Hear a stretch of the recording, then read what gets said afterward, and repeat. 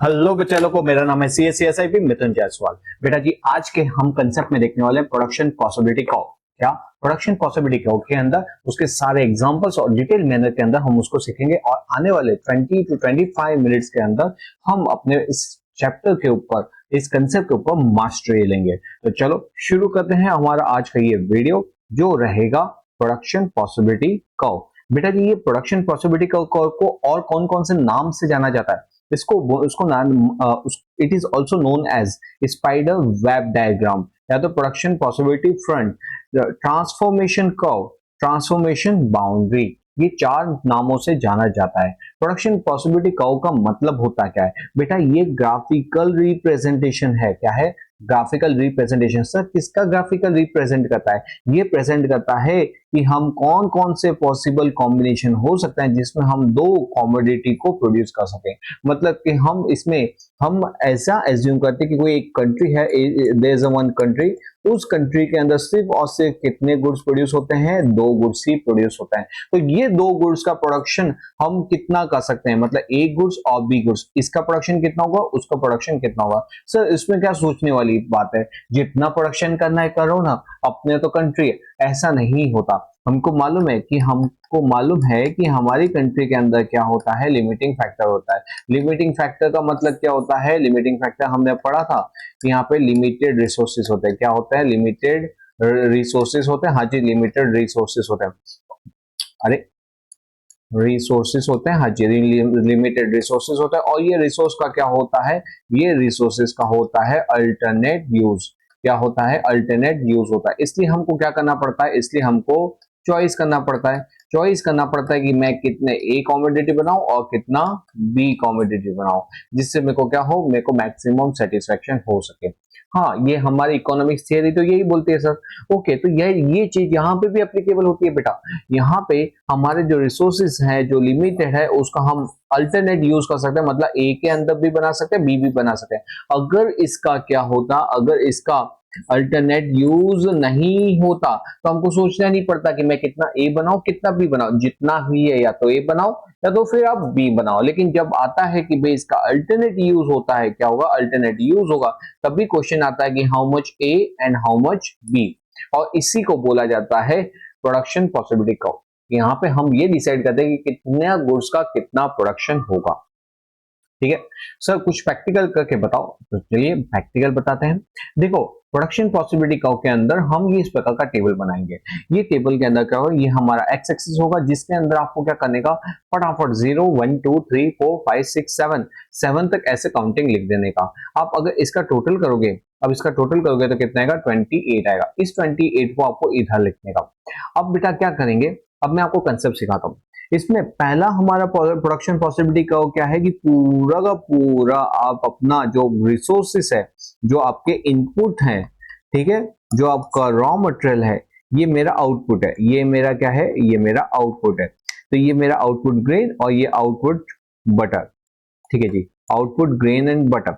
अब बेटा मैं क्या करूंगा, यहाँ पे ये मेरा y हुआ, ये मेरा x हुआ। अब या तो मैं पूरा का पूरा कहाँ लगा दो, देखो इसमें आप देख सकते हो, क्या देख सकते हो कि हमने अपना पूरा आउटपुट कहाँ लगा दिया? सिर्फ और सिर्फ ग्रेन को बनाने में लगा दिया।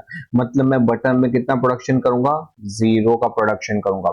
अच्छा सर, तो सर फिर जैसे कि अगर मेरे को सपोज ग्रेन बनाना हो, तो बेटा इसमें ग्रेन बनाना होगा तो आपको बटर का क्या करना पड़ेगा? सैक्रिफाइस करना पड़ेगा। क्या करना पड़ेगा? सैक्रिफाइस करना पड़ेगा। मतलब क्या हुआ? मतलब सॉरी, आपको अगर यहाँ पे 0 बटर है, अगर कुछ ना कुछ आपको क्या बनाना है, बटर का प्रोडक्शन करना हो, तो आपको ग्रेन का सेक्रीफाइस करना पड़ेगा।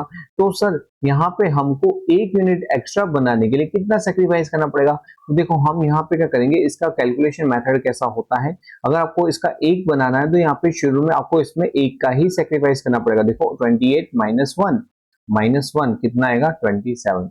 सर एक और एडिशनल बनाना हो, तो इसका एक और एडिशनल बनाना तो आप क्या करोगे? 27 माइनस 2, 27 माइनस 2, तो यहाँ पे कितना आएगा?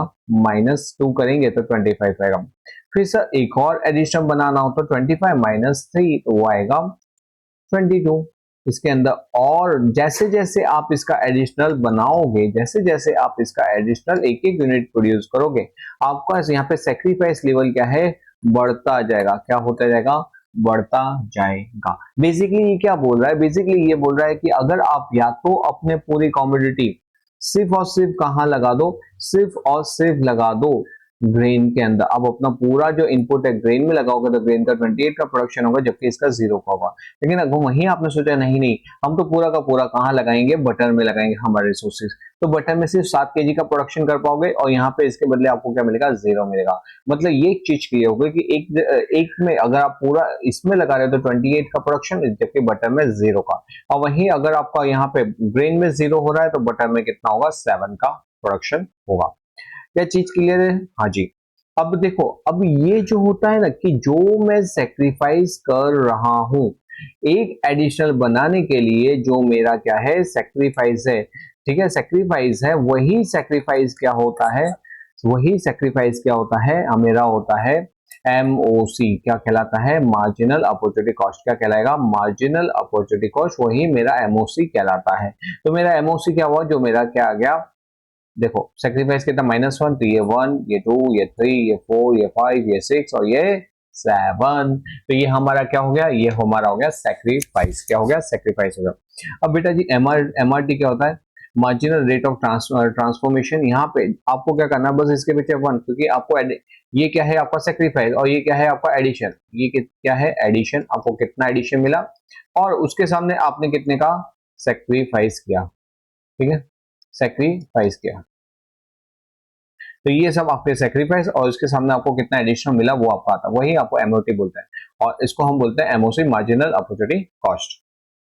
ओके, अब जब हम इसका कर्व बनाएंगे ना, तो ये क्या है? हमारा एक्स एक्सिस और ये क्या है? हमारा वाई एक्सिस। जब आप इसका कर्व बनाओगे तो आपका कर्व किस शेप का बनेगा? आपका कर्व कुछ इस शेप का बनेगा। आपको इसके अंदर क्या ध्यान रखना है? ये हमारा एक्स एक्सिस है, ये हमारा वाई एक्सिस है। हाँ जी, ये यहाँ पे क्या होगा? x के सपोज 10 बना रहे होंगे तो y का 0 बन रहा होगा। जब y का यहाँ पे 27, यहाँ पे देखो y का कितने कॉमोडिटी है? y के 27 है, तो यहाँ पे y का 27 होगा तो x का कितना होगा? 0 होगा। और यहाँ पे x का जब 7 होगा, x के जब 7 होंगे तब यहाँ पे y का कितना होगा? 0 कॉमोडिटी होगा। अच्छा, दूसरी चीज क्या है? ये हमारा कर्व कैसा बनेगा? ये हमारा कर्व बनेगा कॉन्केव का, कॉन्केव टाइप का बनेगा। कॉन्केव क्यों बन रहा है बेटा? इसको हम बोलते हैं, देखो एक चीज आप ये देखो कि यहाँ पे हमारा जो एक्स एक्सिस है उसके अंदर रिलेशनशिप ढूंढने की कोशिश करो। एक्स एक्सिस क्या हो रहा है? हमारा घटता जा रहा है। हाँ जी। और वाई एक्सिस हमारा घटता जा रहा है और एक्स एक्सिस क्या होते जा रहा है? इंक्रीज होते जा रहा है। ये इंक्रीज हो रहा है 0, 1, 2, 3, 4, और दूसरी तरफ ये क्या हो रहा है? डिक्रीज होता जा रहा है। मतलब इसमें रिलेशन कैसा है? इसमें रिलेशन है इनवर्स रिलेशन। कैसा रिलेशन है? इनवर्स रिलेशन है। और दूसरा, अगर आप दूसरा यहाँ पे देखोगे तो यहाँ पे एमओसी के ऊपर अगर आप फोकस करोगे तो आपका एमओसी क्या हो रहा है?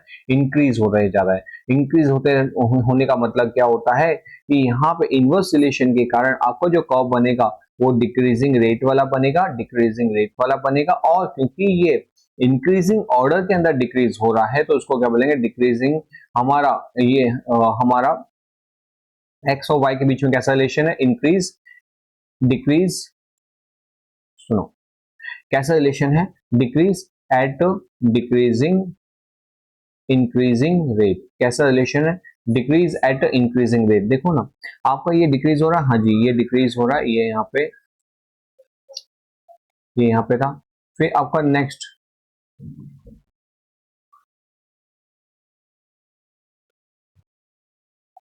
यहाँ पे बेटा क्या होगा? रुको, देखो यहाँ पे क्या हो रहा है? ये है,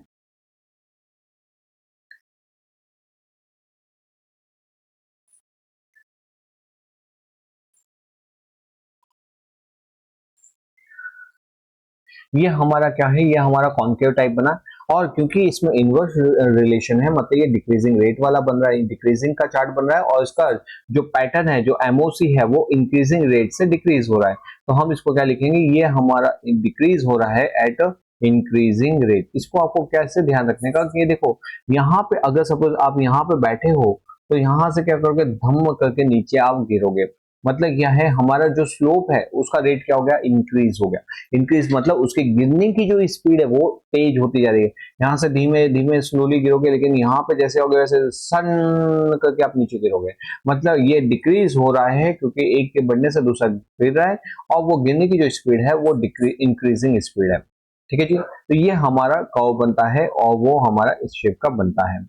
और अब हम देखते हैं आगे। यहाँ पे हमने देख लिया कि economic use all its resources to produce only grains. मतलब क्या है, देखो अगर सिर्फ और सिर्फ ये मैंने आपको कंसेप्चुअली सिखा दिया कि अगर हम सारे रिसोर्सेज कहाँ लगा देते हैं, हम सारे रिसोर्सेज सिर्फ और सिर्फ ग्रेन के प्रोडक्शन में लगा रहे हैं, मतलब बटर का प्रोडक्शन कितना होगा, जीरो। वहीं पे अगर सारा का सारा मैंने रिसोर्सेज बटर में लगा दिया तो ग्रेन का प्रोडक्शन कितना होगा, जीरो होगा। हाँ जी, ठीक है। All resources are used for butter, तो यहाँ पे मैक्सिमम 7 ही बटर बना पाएंगे, जबकि वहां पर अगर सारे रिसोर्स लगाते तो हम 27 रिसोर्सेज लगा पाएंगे। अब जब हम यहाँ पे देखो बेटा, ये ना ये जो कर्व है ना, ये कर्व है, ये कर्व कौन सा है, ये होता है हमारा प्रोडक्शन पॉसिबिलिटी कर्व होता है। कैसा कर्व होता है, प्रोडक्शन पॉसिबिलिटी कर्व होता है। इसका मतलब क्या होता है कि हम मैक्सिमम, ये ही कॉम्बिनेशन हो सकता है जहां पे आप मैक्सिमम एक्स और वाई का इतना इतना मैक्सिमम प्रोडक्शन कर सकते हो। अगर आपको अंदर प्रोडक्शन करना है कर सकते हो, लेकिन क्या आप, अगर मैं बोलूंगा क्या ये इतना प्रोडक्शन कर पाओगे, बोलेंगे नहीं सर हमारे पास रिसोर्सेस नहीं है तो हम प्रोडक्शन कैसे कर पाएंगे। तो यहाँ पे इस चीज को हम प्रोडक्शन नहीं कर सकते, जबकि यही मैक्सिमम हमारा ये प्रोडक्शन हो सकता है।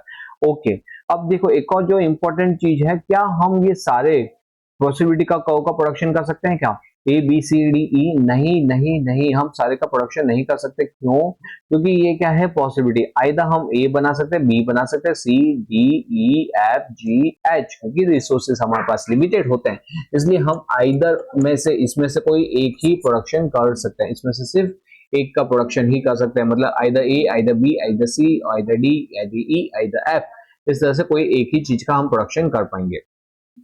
ओके, अब जब भी हम ये जो पीपीसी कर्व बनाते हैं, तो इसके अंदर क्या आपको एजम्पशंस लेने पड़ते हैं। बेटा यहाँ पे हम एज्यूम करते हैं कि हमारी कंट्री में हम कितने गुड्स बना रहे हैं, सिर्फ और सिर्फ 2 ही गुड्स बना रहे हैं।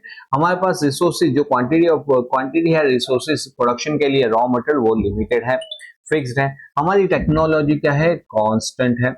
Resources are fully and efficiently utilize हो रहे हैं।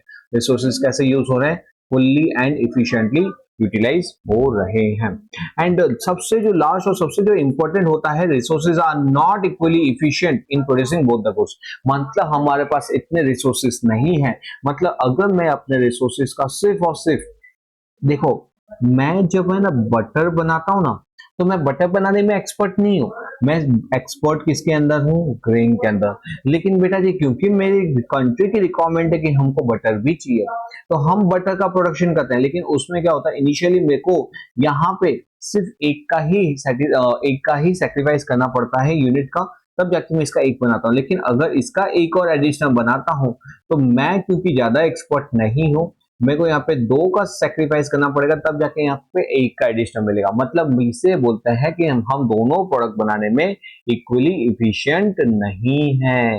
Resources are not equally efficient in producing both the goods. ठीक है जी, ओके। तो ये था हमारा प्रोडक्शन पॉसिबिलिटी कर्व। अब ये प्रोडक्शन पॉसिबिलिटी कर्व के अंदर कौन कौन से प्रकार के कर्व बन सकते हैं, एक काम करते हैं, मैं आपको डिटेल में यहाँ पे समझा देता हूँ। यहाँ पे नॉर्मल सिनेरियो के अंदर एमओसी क्या होता है, नॉर्मल सिनेरियो के अंदर एमओसी इंक्रीज होता है। ये इंक्रीजिंग एमओसी वाला मैंने आपको कंसेप्ट सिखा दिया है। यहाँ पे एमओसी आप अगर देखोगे, गुड्स ए गुड्स बी, ए का मतलब क्या हुआ, हमारा वाई होता है, और ये गुड्स बी मतलब हमारा एक्स एक्सिस। यहाँ पे एक एडिशनल गुड्स बनाने के लिए हमको कितने का बलिदानी, कितने की कुर्बानी देनी पड़ती है, -1 -2 -3 -4 -6। ये कैसा है वो भी कंसेप्ट मैंने आपको बता दिया कि यहाँ पे हमको क्या करना है, इसका टोटल करना है। इसका टोटल कितना है, 21। इस 21 को आपको यहाँ पे रखना है, और सामने से माइनस करके आपको इधर इधर इधर इधर इधर इधर इधर इधर लिखना है। लास्ट में आपका आंसर सही कि गलत तो कैसे मालूम पड़ेगा, यहाँ पे लास्ट में 0 आना चाहिए। अगर आप इधर एमओसी निकालोगे क्या आएगा आपका, ये देखो 1 2 3, ये बढ़ रहा है घट रहा है, ऐसा बढ़ रहा है, तो इसे क्या बोलेंगे, इंक्रीज एमओसी। क्या बोलेंगे, increase MOC, marginal opportunity cost यहाँ पे इंक्रीज हो। जब इंक्रीज इन एमओसी होती है तब उसका कर्व किस शेप का बनता है, तब उसका कर्व कुछ इस शेप का बनता है। ठीक है, इस शेप का बनता है। यहाँ पे क्या होगा, यहाँ पे हम बैठे हैं तो यहाँ से जूम करके नीचे गिरते हैं, यहाँ से बोलते हैं इंक्रीजिंग एमओसी। ओके जी। फिर आता है डिक्रीजिंग एमओसी। डिक्रीजिंग एमओसी का मतलब क्या होता है, ये एक लर्निंग का होता है बेटा जी। ऐसा भी तो होता है ना, हम कोई काम को जब फर्स्ट टाइम करते हैं तो हमको बहुत प्रॉब्लम होती है, लेकिन वही काम को सेकंड बार करने में इजी होता है, थर्ड करने में और इजी होता है, फोर्थ में और इजी होता है। तो यहाँ पे क्या होता है कि जब हम यहाँ पे आपको यहाँ पे 1 to 6 करोगे, इसका टोटल लिखोगे 21, ये 21 के अंदर यही पाएगा, लेकिन जब उसका एक और यूनिट का सेक्रीफाइस करके आप गुड्स बी बनाओगे तो आपको यहाँ पे सेक्रीफाइस लेवल ज्यादा देना पड़ता है। मतलब 21 माइनस 6 इज इक्वल टू 15, फिर 15 minus 5 is equal to 10, 10 minus 4 is equal to 6, 6 minus 3 is equal to 3 minus 2। तो इस तरह से क्या होगा, इस तरह से हमारा ये कर्व बनता है। हमारा क्या कर्व बनता है यहाँ पे, इस ये वाला जो कर्व बनता है वो एमओसी कौन सा है, ये एमओसी डिक्रीजिंग एमओसी वाला है। क्या है, डिक्रीजिंग एमओसी वाला कर्व बन रहा है। हाँ जी। और इस केस के अंदर देखो, -6 -4 -4 3 2 1 हमारा एमओसी क्या होते जा रहा है, डिक्रीज ही होते जा रहा है। इसको बोलेंगे डिक्रीजिंग एमओसी। बेसिकली क्या होता है, ये लर्निंग कर्व है। मतलब शुरू में बहुत ज्यादा हमको एफर्ट देने पड़ते हैं, फिर जैसे जैसे हम उसको लर्न करते जाते हैं हमारा एफर्ट क्या होता है, कम कम कम कम कम होते जाता है। ठीक है। बेसिकली इसका शेप कैसा बनेगा, मैं यहाँ पे आपको बना देता हूँ। इसका शेप बनता है कुछ इस शेप का।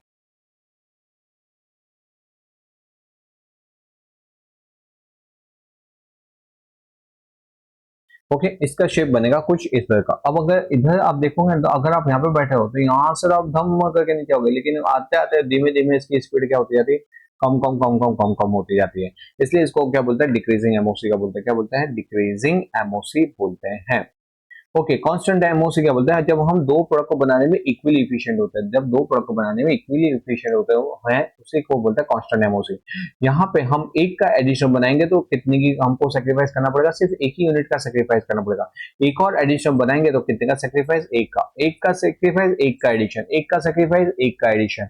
उस बेस पे बेटा जी हमारा कर्व किस शेप का बनेगा, कांस्टेंट एमओसी वाला बनता है। मतलब ये straight line parallel straight line बनेगा from right to left, downward sloping straight line बनेगा। कैसा बनेगा, डाउनवर्ड स्लोपिंग स्ट्रेट लाइन बनता है। अच्छा, अब इसके अंदर एक और चीज देखो, अब हम देखते हैं कि कितने गुड्स बना सकते हैं। तो मैंने आपको बता दिया, अगर ये मेरा मैक्सिमम प्रोडक्शन पॉसिबिलिटी का है, हाँ जी, ये मेरा प्रोडक्शन पॉसिबिलिटी का है। मतलब मैं अगर ये बोलो कि क्या मैं ये प्रोडक्शन पॉसिबिलिटी के बाहर बना सकता हूँ, नहीं सर नहीं बना सकते। ये हो गया कि अनअटेनेबल, ये वाला चीज क्या हो जाएगा, अनअटेनेबल हो जाएगा। क्या मैं यहाँ पे ये ये ये बना सकता हूँ, हाँ सर बना सकता हूँ, इसमें कौन सी बड़ी बात है। तो बेटा इसमें जब मैं अगर प्रोडक्शन पॉसिबिलिटी पे आने वाले पॉइंट का पर प्रोडक्शन कर रहा हूँ, प्रोडक्शन पॉसिबिलिटी कर्व पे आने वाले पॉइंट का प्रोडक्शन कर रहा हूँ, तो उसे क्या बोलेंगे कि रिसोर्सेज अटेनेबल भी है। मतलब हम क्या ये रिसोर्सेज बना सकते हैं, हाँ जी बना सकते हो। और क्या इसका इफिशिएंट यूटिलाइजेशन हो रहा है, हाँ सर हो रहा है, क्योंकि यहाँ पे हमें मैक्सिमम पूरा 100% दे रहा हूँ। लेकिन वहीं पे सपोज एफ है, तो एफ को भी आप वही बोलोगे क्या, नहीं सर एफ को वो नहीं बोलोगे। क्या एफ का प्रोडक्शन हो सकता है, हाँ जी एफ का प्रोडक्शन तो हो सकता है, क्योंकि ये प्रोडक्शन पॉसिबिलिटी के कर्व के ऊपर या तो उसके अंदर वाला हिस्सा है, तो ये उसके अंदर वाला हिस्सा है, इसलिए प्रोडक्शन तो हो सकता है। तो यहाँ पे इट इज, यहाँ पे अटेनेबल तो है, हाँ जी अटेनेबल तो है। लेकिन क्योंकि यहाँ पे प्रोडक्शन बहुत ज्यादा ही कम हो रहा है, हमारी कैपेसिटी बहुत ज्यादा है बनाने की, तो इसे बोलेंगे कि रिसोर्सेज का क्या हो रहा है, इनएफिशिएंट यूटिलाइजेशन हो रहा है। कैसा यूज हो रहा है, इनएफिशिएंट यूटिलाइजेशन हो रहा है। ओके, ठीक है। फिर नेक्स्ट और लास्ट कंसेप्ट आता है shift in the PP and rotation in PP. बेटा शिफ्ट मतलब क्या होता है, शिफ्ट का मतलब होता है जब कोई ऐसे रॉ मटेरियल की खोज होती है, जब ऐसे रॉ मटेरियल की खोज होती है जिससे प्रोडक्शन एक्स और वाई का दोनों का बढ़ जाता है, तो उससे क्या होता है, हमारा कॉस्ट शिफ्ट होता है। मतलब क्या हुआ, देखो बेटा अगर तो हमारे पास रॉ मटेरियल की खोज हुई तो ये जो प्रेजेंट हमारी क्या है, ये पीपीसी लाइन है, हाँ जी पीपीसी लाइन है, इधर क्या होती है, ये राइटवर्ड तरफ क्या होती है, राइटवर्ड तरफ शिफ्ट हो जाती है। क्या हो जाएगी, राइटवर्ड तरफ शिफ्ट हो जाएगी। इसे बोलते हैं शिफ्ट इन पीपी। ये पूरा का पूरा कर्व ही शिफ्ट हो गया। जनरली क्यों होता है, बिकॉज ऑफ कोई नए रॉ मटेरियल की खोज हो, कोई अपग्रेडेशन हो, जिसके कारण इंक्रीज मतलब शिफ्ट इन पीपीसी का होता है। वहीं पे लेफ्टवर्ड शिफ्ट किसे बोलते हैं, लेफ्टवर्ड शिफ्ट का मतलब होता है कि जहां पे कोई वॉर हो गई, कोई अर्थक्वेक आ गया, तो जितना प्रोडक्शन पहले बना था अब उतना प्रोडक्शन होगा क्या, नहीं होगा सर। तो नहीं होगा। उस सिचुएशन में क्या होगा, आपका ये किधर शिफ्ट हो जाएगा, लेफ्टवर्ड तरफ शिफ्ट हो जाएगा। किधर शिफ्ट होगा, लेफ्टवर्ड तरफ शिफ्ट हो जाएगा। ओके।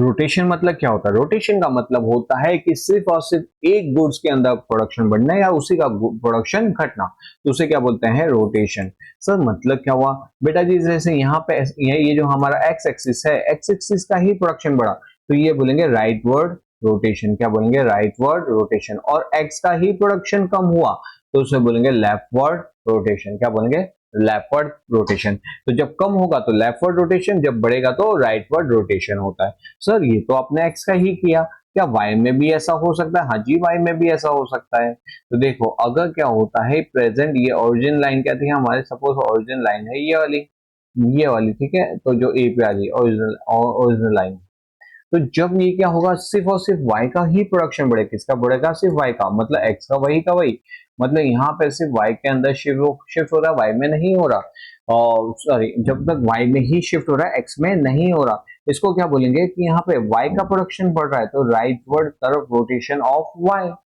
राइटवर्ड तरफ रोटेशन ऑफ y। और उल्टा हो तो सिर्फ y का ही प्रोडक्शन कम हुआ तो लेफ्टवर्ड रोटेशन ऑफ y। ठीक है, तो यहाँ पे क्या हुआ, ये बस ये था हमारा राइटवर्ड रोटेशन, लेफ्टवर्ड रोटेशन और शिफ्ट इन डिमांड कर्व। तो बेटा यहाँ पे हमने कंप्लीट किया, क्या प्रोडक्शन पॉसिबिलिटी कर्व।